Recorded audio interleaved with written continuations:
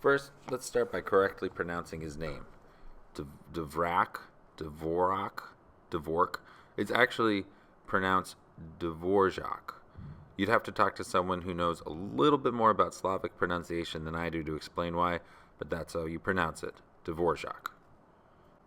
Antonin Dvorak was born on September 8, 1841. This was before the American Civil War, before electricity made it into homes, but after the camera was invented. So we don't just have to look at paintings of him, we have lots of photographs of him too. Dvorak was not born in the United States. He was born in a very small town of Nelehozeves in the Czech Republic. It doesn't look like much, but it's a stone's throw from the thriving capital of culture, art, and music in Europe at the time, Prague. His father, a butcher, wanted Antonin to follow in his footsteps, which Antonin had no interest in doing. So he made his way to Prague, where he studied, performed, taught, but made very little money. One way to make money was teaching piano lessons, where he taught sisters Josefina and Anna Karamokova. Though he initially fell in love with Josefina, she was not really that into him, and he eventually married Anna.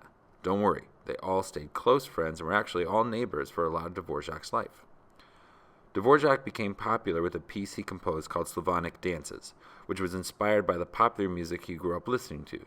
Usually, the fast, dancing music that people sang and danced to was not considered proper for lovers of orchestral music, but Dvorak loved it and made it part of his composing. Listen to how fun and upbeat this sounds. How could you not love it? His music eventually became the sound of his country.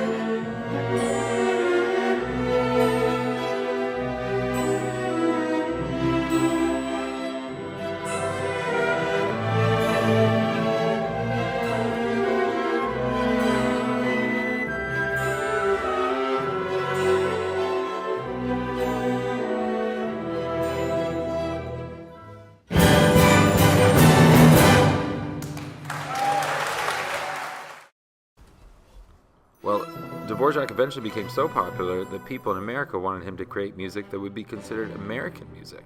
I mean, if he could do it for his country, why couldn't he do the same for the New World, which was a popular term for the United States, which at the time had only been around for about 100 years. He moved to New York City in 1892.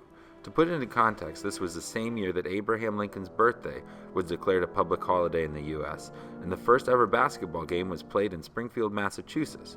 I wonder if Dvorak was a fan. Here he composed my favorite piece of his, titled the Ninth Symphony, or the New World Symphony.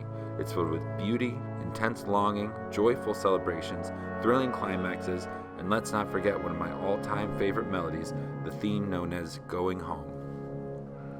Going home, going home, I'm just going home. Quiet like some still day, I'm just going home. It's not far, just close by, through an open door. My work's all done, cares laid by, gone to fear no more.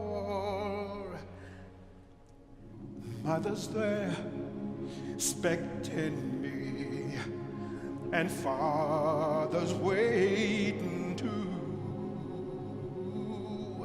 and lots of folks are gathered there